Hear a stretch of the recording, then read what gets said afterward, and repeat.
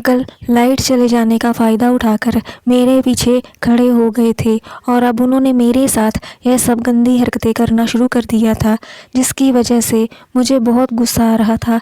लेकिन मैं उनसे क्या कह सकती थी, क्योंकि मैं बहुत मजबूर थी और इसलिए मैं अब थोड़ा सा आगे की तरफ सरक गई, जिसकी वजह से हम दोनों के बीच में थोड़ी सी दूरी बन गई थी। लेकिन वो मुझे मज़ा भी। हेलो दोस्तों, मेरा नाम पूजा है और मेरी उम्र 24 साल है और मैं पंजाब की रहने वाली हूँ। मेरे घर में पापा, मम्मी और एक मेरी छोटी बहन जिसका नाम अन्नू है और उसकी उम्र 22 साल है। मेरा एक छोटा भाई भी है जिसका नाम विक्की है और उसकी उम्र 20 साल है। मैं मेरे घर में सबसे बड़ी हूँ और कुछ सालों पहले अपनी पढ़ाई भी पूरी कर चुकी हूँ। दोस्तों, मेरा रंग बहुत गोरा, एकदम दूध जैसा सफ़ेद और मेरा फिगर का आकार 36, 26, 34 है। मैं दिखने में बहुत सुंदर हूँ और अब मैं अपने कॉलेज में थी तब मुझे मेरे साथ बहुत सारे लड़के लाइन मारा करते थे, लेकिन मैं कभी भी उनके झांसे में नहीं आती थी। और वैसे मेरे वहाँ पर बहुत सारे पक्के दोस्त भी थे और उनकी नज़रें हमेशा मुझ पर टिकी रहती थी। वो हमेशा मेरे गदराए बदन पर घूरते रहते थे। और दोस्तों, मैंने यहीं के एक बहुत अच्छे कॉलेज से अपनी इंजीनियरिंग तक की पढ़ाई पूरी की और मैं अपनी पढ़ाई में बहुत ही अच्छी थी। दोस्तों, मैं अब आप सभी लोगों का ज़्यादा समय ख़राब ना करते हुए सीधे अपनी आज की सच्ची कहानी पर आती हूँ और पापा सभी चाहने वालों को पूरे विस्तार से अपनी वो घटना सुनाती हूँ जिसने मेरा पूरा जीवन ही बदल दिया। वो मेरा पहला अनुभव यादगार बन गया। दोस्तों, यह घटना पिछले साल की है, जब मैंने 1 साल दिल्ली में रहकर ट्रेनिंग की थी। तब यह घटना मेरे साथ घटित हुई, जिसको मैं आज भी नहीं भुला सकती। वो समय आज बहुत अच्छी तरह से याद है और मैंने उसका पूरा मज़ा लिया। आज मैं उसको आप लोगों को बताने जा रही हूँ और मुझे पूरी उम्मीद है कि ये आप सभी लोगों को वो मज़ा ज़रूर देगी। दोस्तों, मैंने दिल्ली में किराए पर एक रूम ले लिया था और मैं उस समय फरीदाबाद में रहती थी। मैं पहले दिन अपनी ट्रेनिंग पर चली गई और मुझे वहाँ पर जाने के बाद पता चला कि मुझे अमित नाम के एक अंकल से मिलने उन्हें पूरी रिपोर्ट देने को बोला गया, इसलिए मैं उनके पास चली गई। दोस्तों, मैंने उस समय सफ़ेद रंग का टॉप जीन्स पहनी हुई थी। मैं उन कपड़ों में बहुत सुंदर दिखाई दे रही थी और फिर मैं जैसे ही उनके केबिन के दरवाजे पर पहुंची तो मैंने थोड़ा सा दरवाज़ा खोलकर अंदर जाकर उनसे आवाज़ देकर पूछा कि सर, क्या मैं अंदर आ सकती हूँ? तो उन्होंने मेरी तरफ अपनी नज़र उठाकर बोला कि हाँ, आप अंदर आ जाओ। और फिर मैं उनके कहते ही तुरंत अंदर चली गई और अब उन्होंने मुझे करीब 5 मिनट तक ऊपर से नीचे तक लगातार घूर कर देखा। वो मुझे ऊपर से नीचे तक लगातार अपनी आँख अपनी खा जाने वाली नज़र से देखते रहे और उनका ऐसे देखने का तरीका बहुत अजीब सा लगा। मैंने अपनी नज़र शर्म से नीचे झुका ली थी और फिर कुछ देर बाद वो मुझे देखकर मुस्कुराने लगे और अब उन्होंने मुझसे पूछा, क्या काम है? सर, मैं यहाँ पर ट्रेनिंग के लिए आई हूँ और मुझे बताया गया है कि मैं सबसे पहले आपसे ही मिलूँ। अंकल, ओ तुम्हारा यह बहुत अच्छा विचार है। ठीक है, चलो अब तुम बैठ जाओ और तुम मेरे साथ रहोगी तो मुझे भी मेरे काम में मदद मिल जाएगी। हाँ सर, आप भी जो काम मुझसे बोलेंगे मैं वो भी करूँगी। आपको कभी किसी काम के लिए मना नहीं करूँगी। अंकल शरारती हंसी हंसते हुए बोले, क्या तुम कुछ भी करने के लिए तैयार हो? दोस्तों, मुझे उनका मुझसे यह बात पूछने का तरीका और उनके चेहरे की वो हंसी बहुत अजीब लग रही थी। शायद मैंने भी उनसे ना समझते हुए उनको ऐसा जवाब दे दिया जिसका मतलब उन्होंने गलत निकाल लिया था और उसी बात को सोचकर वो मुझसे ये सब बोलने लगे थे। हाँ, आप जो भी काम बोलेंगे वो सब। अंकल, हाँ ठीक है, अब तुम मुझे ये बताओ कि तुम्हारा नाम क्या है? सर, मेरा नाम प्रिया है। अंकल, ठीक है, जो मैडम पूजा जी।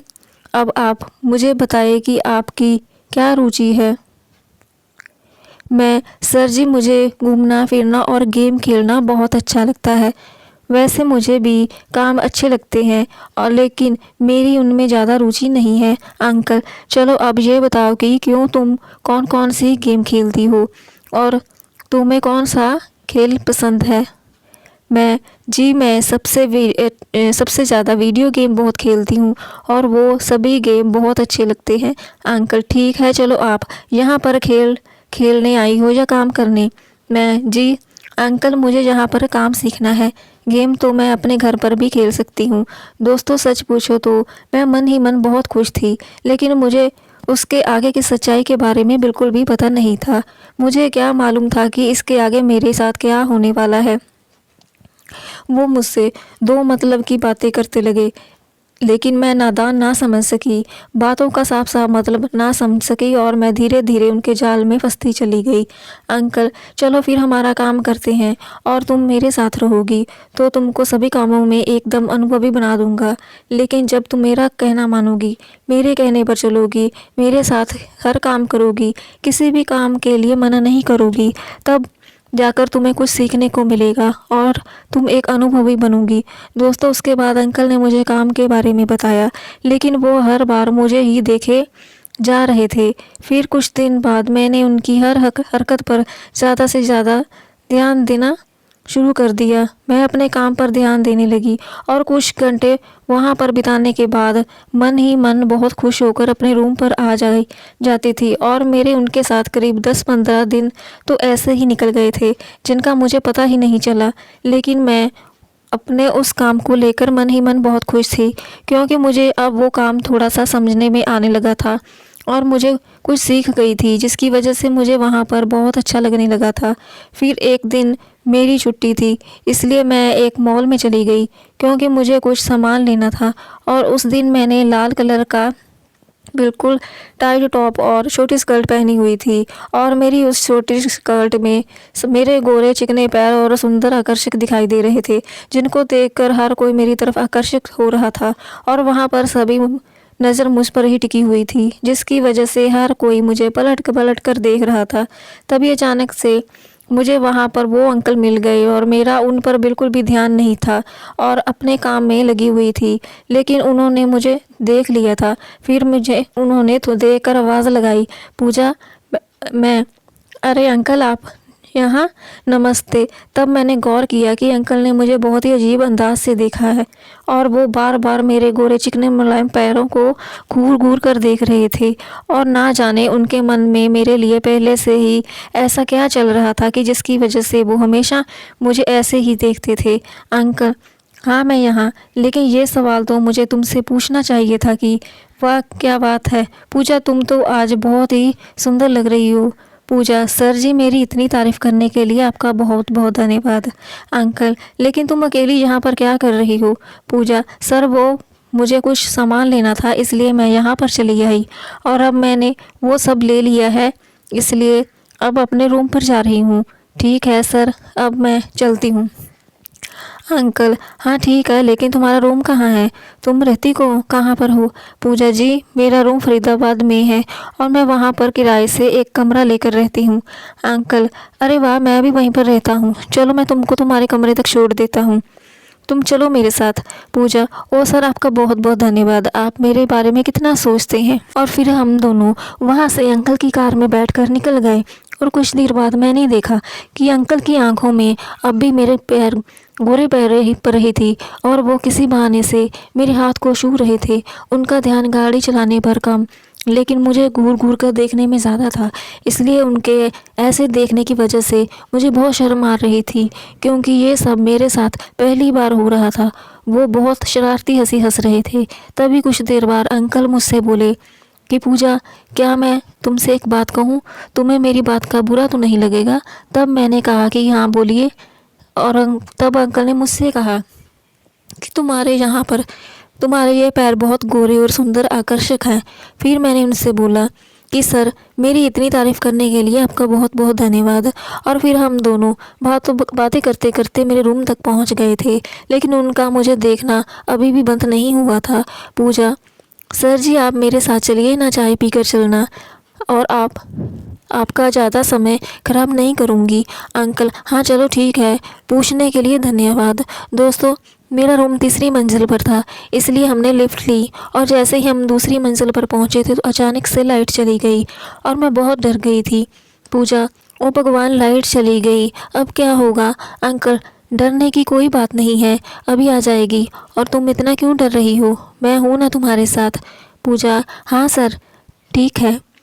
अब अंकल लाइट चले जाने का फ़ायदा उठाकर मेरे पीछे आकर खड़े हो गए और अब उन्होंने मेरे साथ यह सब गंदी हरकतें करना शुरू कर दिया था, जिसकी वजह से मुझे बहुत गुस्सा आ रहा था। लेकिन मैं उनसे कह क्या सकती थी, क्योंकि मैं बहुत मजबूर थी और इसलिए मैं अब थोड़ा सा आगे की तरफ सरक गई, जिसकी वजह से हम दोनों के बीच में थोड़ी सी दूरी बन गई थी। लेकिन मुझे मज़ा भी दे रहे थे। अब मैं उनके साथ साथ मज़ा लेने लगी थी।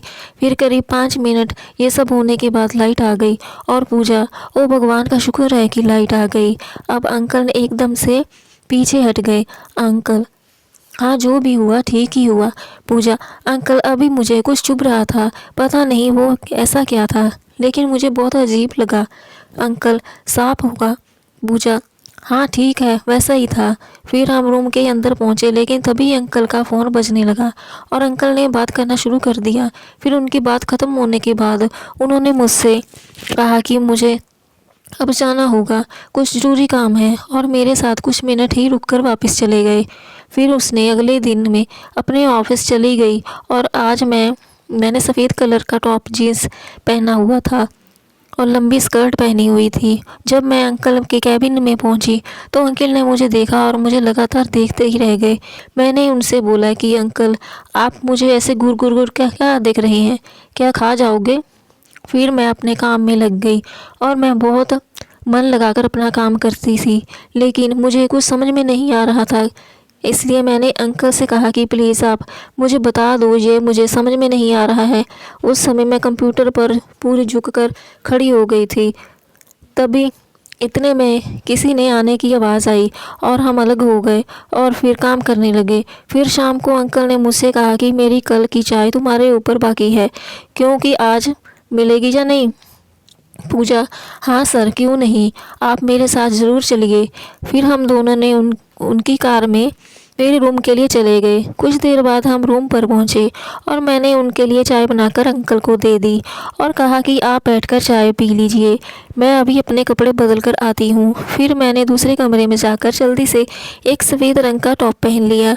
तब अंकल ने अपनी चाय ख़त्म कर ली थी और अब उनके सामने गई तो वो मुझसे देखते ही रह गए।